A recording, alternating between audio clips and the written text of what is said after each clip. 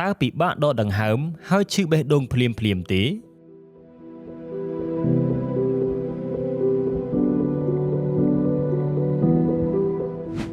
ចំនួនអ្នកស្លាប់នៅក្នុងចំណោមកម្មករនិងយុវជនដោយសារជំងឺកាំងបេះដូងគឺជាហានិភ័យមួយពលកម្មដែលលើសកំណត់នៅក្នុងបរិយាកាសដ៏ក្រីក្រហួសកម្លាំងនិងគេងមិនគ្រប់គ្រាន់ជាមួយ stress ប្រមូលផ្ដុំច្រើនជាដើម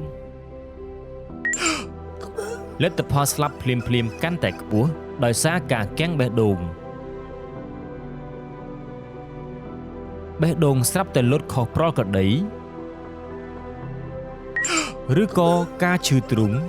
និងការពិបាកដកដង្ហើមគឺជារោគសញ្ញាទូទៅបំផុតនៃជំងឺ myocardial ស្រួចស្រាវបង្ហាញឲ្យឃើញអាការៈជាមួយគ្នាញើសត្រជាក់ចង្អោរនិងវិលមុខបើសិនចាប់ផ្ដើមឈឺចាប់នៅខាងឆ្វេងឬក៏នៅចំកណ្ដាលបេះដូងសូមហៅមកលេខទូរស័ព្ទ119សង្គ្រោះបន្ទាន់ភ្លាម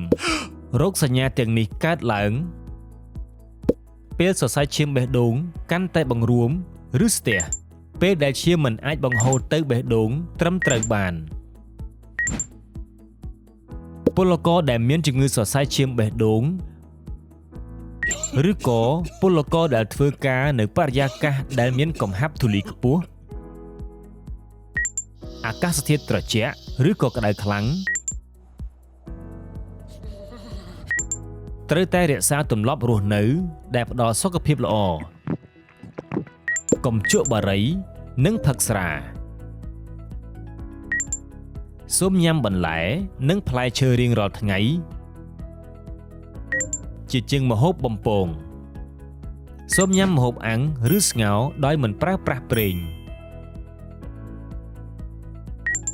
គេងឲ្យបានច្រើនយ៉ាងតិច7ម៉ោងក្នុងមួយថ្ងៃពេលអស់កម្លាំងត្រូវតែសម្រាកឲ្យបានគ្រប់គ្រាន់ធ្វើលំហាត់ប្រាណផ្លូវដង្ហើមឲ្យបានទៀងទាត់សូមរក្សាទម្ងន់ខ្លួនស្តង់ដារ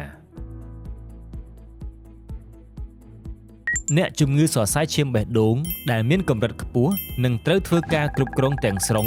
នៅជំងឺរ៉ាំរ៉ៃសូមបង្ការគ្រោះថ្នាក់ការស្លាប់ភ្លាមធ្វើការពិនិត្យសុខភាពដោយទៀងទាត់